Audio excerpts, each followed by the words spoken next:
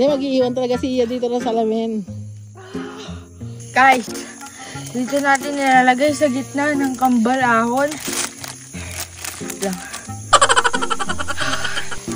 So, ito pala ang laman niyan, guys. Papakita ko sa inyo.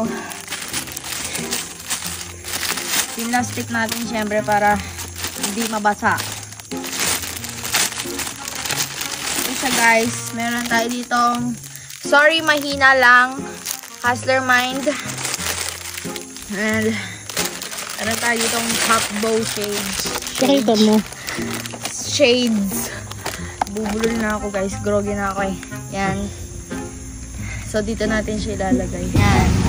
So dito natin siya ilalagay. Pala tandaan mo yan. Yan, yung araw na yan guys. So basta dito sa gitna ng ng kambal ahon guys. Oh guys, walang pilitan to ha. Yung mga gusto lang kumuha. Kung malalayo, huwag nang pilitin. Baka mamaya punta kayo dito tapos wala na pala. O di sayang yung effort nyo. Ayan.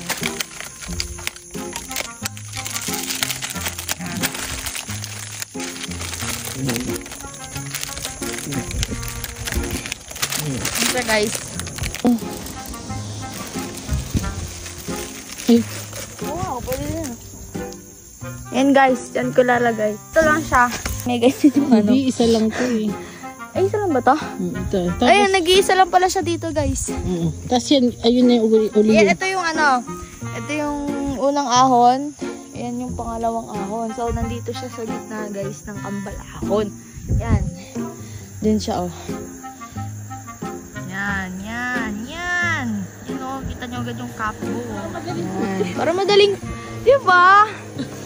Madali lang naman dito guys eh. Di ba? Let's go, ahon na ulit tayo.